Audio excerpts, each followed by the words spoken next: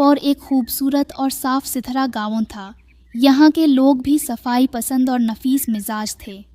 उसी गाँव में शराफत अपनी प्यारी बेटी रजिया के साथ रहता था। अबू जान, मैंने सब्जियां अच्छी तरह छांटी कर ली हैं। गली सड़ी सब्जी अलग रख दी है और ताज़ा सब्जी अलग। शाबाश मेरी बच्ची, अब मुझे सब्जी बेचने में आसानी हो जाएगी।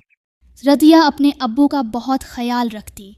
शराफत भी अपनी नन्ही सी रजिया से बेहद मोहब्बत करता और रजिया की हर अच्छी बुरी बात मानता। रोज़ाना सुबह सवेरे शराफत अपने पालतू गधे नज़ाकत पर सवार होकर सब्जियां बेचने गांव के बाजार निकल जाता।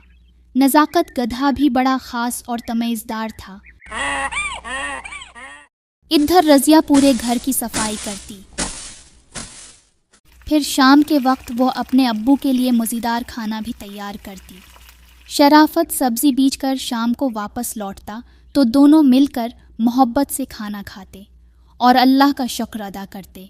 खाने के बाद जो सब्जियों के छिलके और फलों के बच्चे कोचे टुकड़े होते वह अपने प्यारे गुधे नज़ाकत को डाल देते। नज़ाकत भी मज़े लेकर अपनी खुराक खाता। ज़िदार। शराफत के मोहल्ले में नई पड़ोसन जहां आरा बेगम आकर बसी। 50 बरस की उम्र के बावजूद वो खुद को खूब सजाती संवारती और अपनी खूबसूरत इदाओं से सबको मुतासिर करती। जहां आरा बेगम अक्सर शराफत मियाँ से सब्जी खरीदने आया करती। अस्सलाम वालेकुम शराफत मियाँ, ये आलो कैसे दिए हैं? वालेकुम अस्सलाम। अरे जहां आरा जी आपको देखकर तो मेरे हाथ पैर ही फूल जाते हैं। जहां आरा जी, आप तो हमारी नई पड़ोसन हैं। अब आपसे क्या भावताव करना, जितने चाहें ले लीजिए अपनी मर्जी से। बहुत बहुत शुक्रिया शराफत मियाँ। वैसे जहाँ आरा बेगम इतने सारे आलू का करेगी क्या? मेरे ख्याल से आलू की चिप्स बनाकर खाएंगे। शाम को जब शराफत मियाँ घर वापस आए तो रजिया अपने अब्बू को मुखातिब करते हुए बोली, बिस्मिल्लाहिर्रहमानिर्रहीम, अल्हम्दुलिल्लाह। अब्बू जान, मैं सारा दिन अकेली घर में रहती हूँ और सारा काम भी अकेले ही करना पड़ता है। क्यों ना आप मेरे लिए एक अच्छी सी उम्मी घर ले आएं। आपकी तन्हाई भी दूर हो जाएगी और मुझे प्यार करने वाली माँ भी मिल जाएगी। अरे बेटी रजिया, ये कैसी बातें कर रही हो? इस उम्र में मुझसे कौन शादी करेगा? वैसे भी मैं एक बच्ची का बाप हूँ और मेरा वजन भी बढ़ता जा रहा है। अब्बू जान, हमारी नई पड़ोसन जहाँ आरा बेगम के बारे में आपका क्या ख्याल है? वो खूबसूरत भी है और आपकी तरह निफास्त पसंद भी। क्यों चचा नज़ाकत, मैं ठीक कह रही हूँ ना? जी मालिक, रजिया बेटी बिल्कुल ठीक कह रही है। इस तरह हमारी जिंदगी में भी कुछ रंग आ जाएंगे। चलो फिर ठीक है, जैसे तुम्हारी खुशी। आज तक मैंने अपनी बेटी की कोई बात टाली है जो ये टालूंगा। शराफत मियाँ शायद खुद भी यही चाहते थे। रजिया ने जैसे उनके दिल की बात कह दी। फिर क्या था, शराफत मियाँ और जहां आरा बेगम की खूब धूमधाम से शादी हो गई। शादी के बाद रजिया का साफ सुथरा घर अब हर वक्त बिखरा रहता। हर जगह मैले कपड़े और कुचरा कबाड़ा नजर आता। एक दिन जब रजिया पूछा लगाने लगी तो अचानक जहां आरा बेगम ने आवाज दी, रजिया मेरी प्यारी बेटी। जी अम्मी जान, जरा मेरे पास तो आओ। अरे रजिया मेरी बच्ची, क्या कर रही थी? अम्मी जान पूछा लगा रही थी। अभी कुछ दिन पहले ही तो पूछा लगाया था तुमने, बदतमीज लड़की। चलो छोड़ो ये काम और मेरे लिए आलू के चपस बना दो, बहुत भूख लग रही है। जी अम्मी जान, ठीक है, मगर आज रात खाने में क्या पकेगा?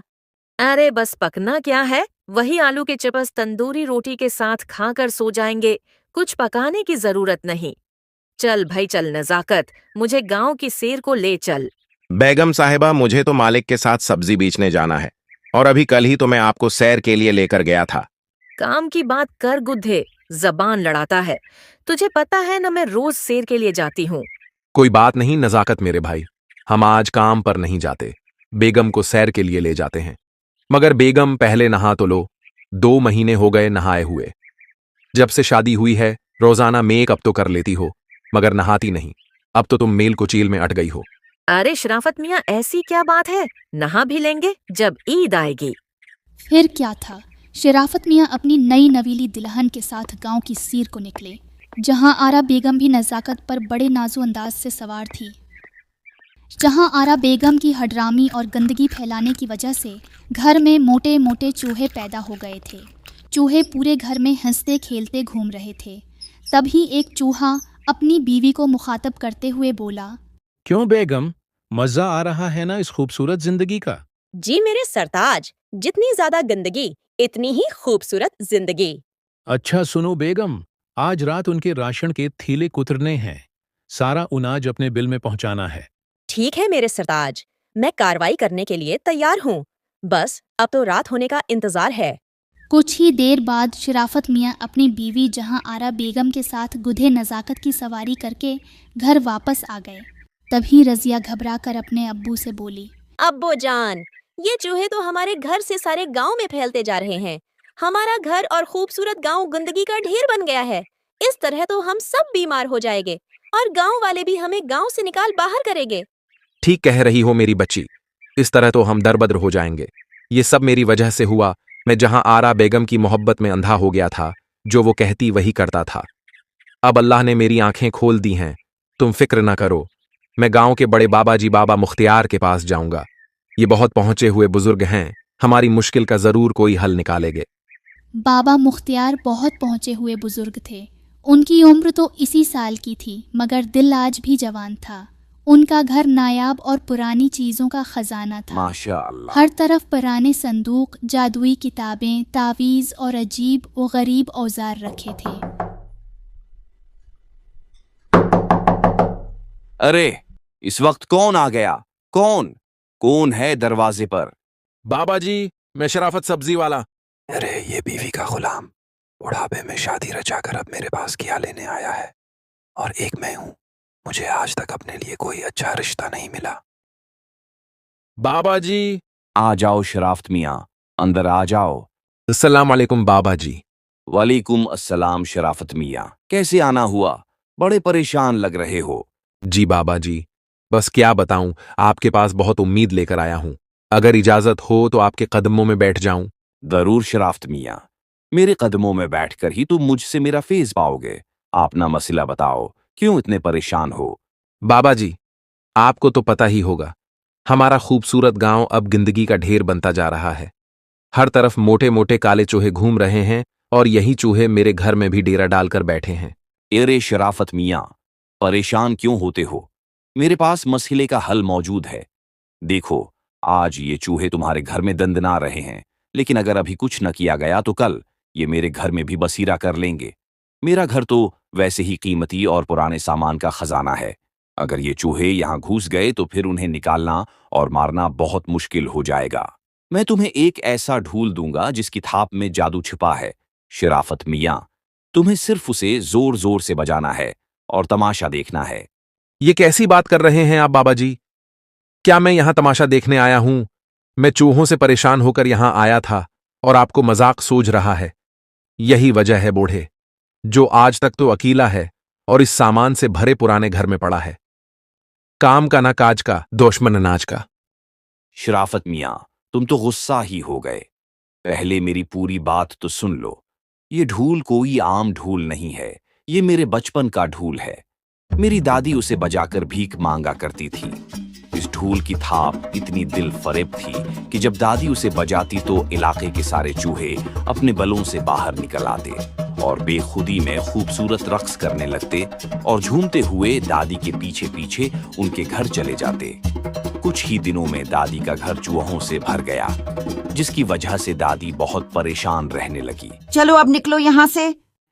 बस फिर मेरी प्यारी दादी अल्लाह को प्यारी हो गईं और यह ढूल मेरे हिस्से में आ गया। मगर बाबा जी, ये सब कुछ आप मुझे क्यों सुना रहे हैं? शराफत मियाँ, ये ढूल बजाकर तुम अपने घर और गांव के सारे चूहों का खात्मा बड़े आराम से कर सकते हो। अच्छा, क्या वाकई? मगर बाबा जी, ये सब कैसे मुमकिन है? देखो शराफत मियाँ, तुम्हें एक कश्ती लेनी है, उसमें सवार होकर गांव की गहरी नदी के बीचों बीच जाना है। फिर कश्ती में खड़े होकर इस जादुई ढूल को जोर जोर से बजाना है। जब उस ढूल की थाप चूहे सुनेंगे तो वो सब बेखुद हो जाएंगे और रक्स करते करते गहरी नदी तक आन पहुंचेंगे। लेकिन चौंकि तुम्हारी कश्ती नदी के बीच गहरे पानी में मौजूद होगी, इसलिए वो तुम तक पहुंचने से पहले ही पानी में डूबकर मर जाएंगे।